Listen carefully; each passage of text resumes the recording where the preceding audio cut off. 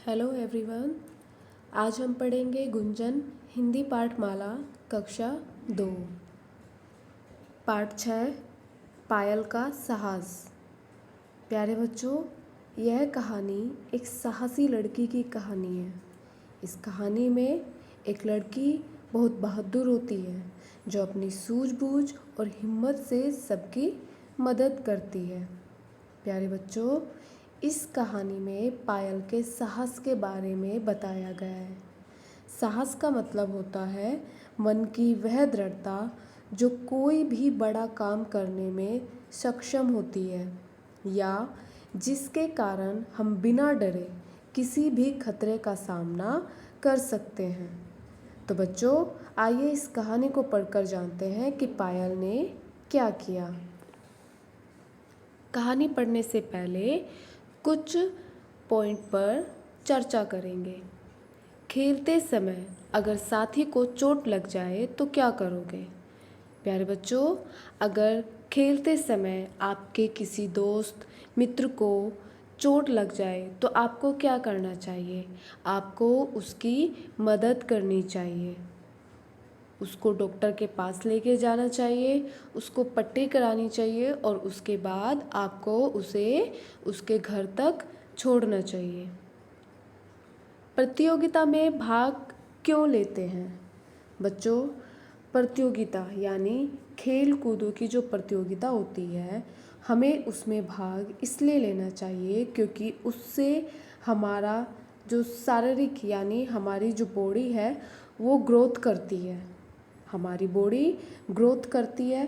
खेलों से हम टीम वर्क सीखते हैं, यानी एक टीम में रहकर कैसे काम करते हैं, एक दूसरे का साथ देते हैं, ये सीखने को मिलता है। जब कोई शारीरिक गतिविधि होती है तो हमारे सिर के अंदर जो अंग होते हैं उनका विकास होता है, यानी वो ग्रोथ करते हैं। हमारी स्ट्रॉन्ग मसल्स, हड्डियाँ अच्छे से ग्रोथ करती हैं। बच्चों, हमारे शरीर का यानी हमारी बॉडी अच्छे से ग्रोथ करे इसलिए हमें खेलों में भाग लेना चाहिए। साहस से काम करने से बहुत कुछ हासिल कर सकते हैं। आई कैन डू, यह सोचकर काम करने से सफलता ज़रूर मिलती है।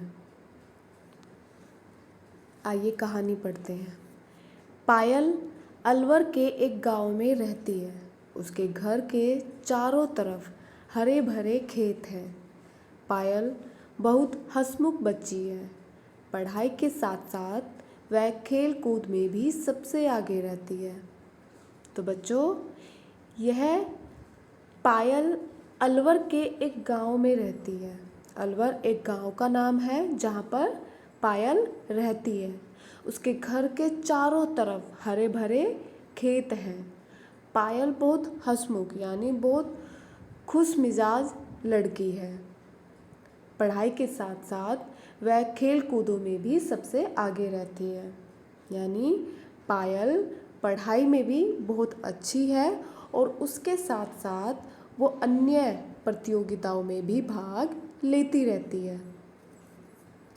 एक बार वह अपने भाई और मित्रों के साथ घर के बाहर छुपन छुपाई खेल रही थी। एक दिन पहले तेज आंधी आने से बिजली का खंभा उखड़ गया था।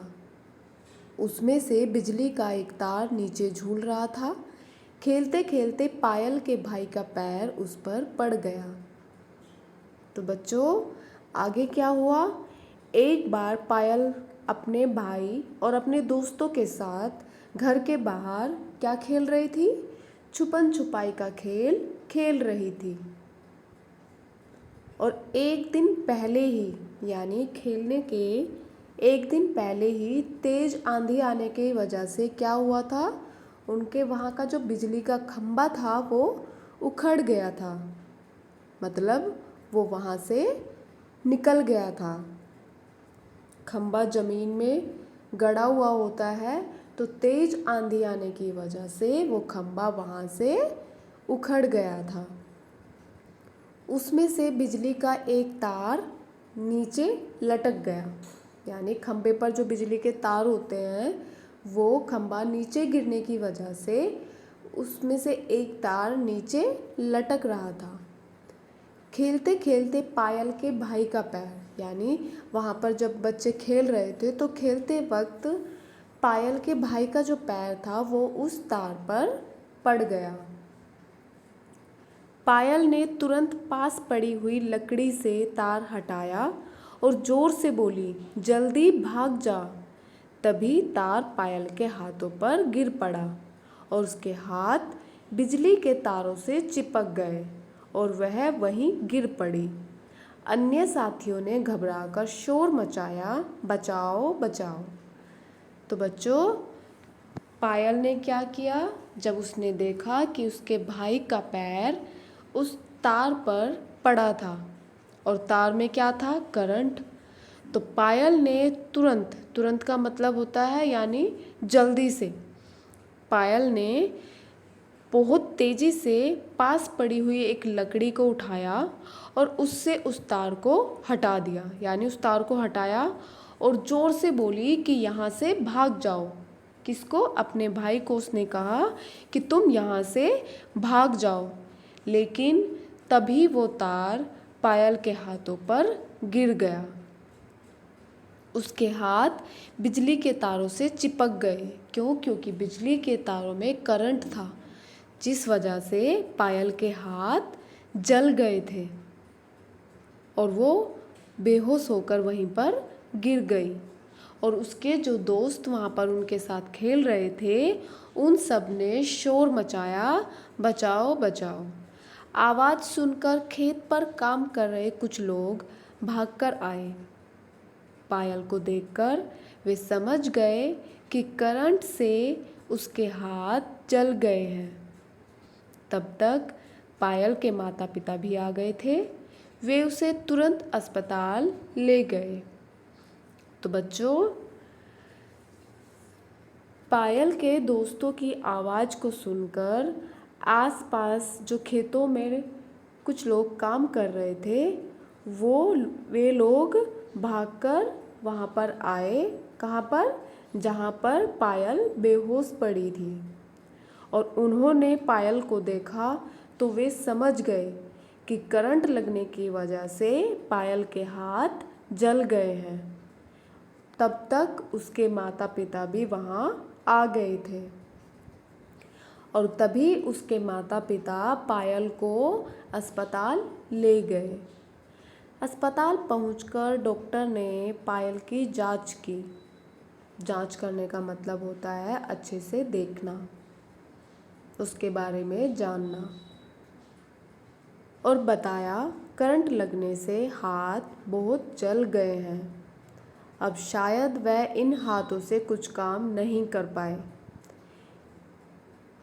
तो बच्चों, उसके माता पिता, पायल के माता पिता पायल को अस्पताल ले गए थे और अस्पताल पहुंचकर जब डॉक्टर ने उसकी जांच की, किसकी जांच की? पायल की। जब डॉक्टर ने पायल की अच्छी तरीके से उसकी जांच की, उसको देखा, तो उन्होंने बताया कि करंट लगने की वजह से पायल के हाथ बहुत ज़्यादा जल चुके थे, इतने कि अब वो शायद उन हाथों से कभी काम ना कर पाए। उसके हाथ बहुत ज़्यादा जल गए थे, इस वजह से अब पायल अपने हाथों से कभी काम नहीं कर पाएगी। यह सुनकर पायल के माता पिता उदास हो गए। डॉक्टर, हमें बच्ची के नकली हाथ लगाने होंगे, फिर हमारी बच्ची अपने काम खुद तो कर पाएगी ना डॉक्टर साहब? पिता ने उदास होकर पूछा। बच्चों, जब डॉक्टर ने पायल के बारे में बताया कि अब उसके हाथ काम नहीं कर सकते हैं, तो ये सुनकर पायल के जो माता पिता थे वो उदास हो गए थे। उदास मतलब वो दुखी हो गए थे। डॉक्टर, हमें बच्ची के नकली हाथ लगाने होंगे। ये बात किसने कही? डॉक्टर ने। डॉक्टर ने कहा कि अब हमें इस बच्ची के यानी पायल के नकली हाथ लगाने होंगे, फिर हमारी बच्ची अपने काम खुद कर तो पाएगी ना डॉक्टर साहब।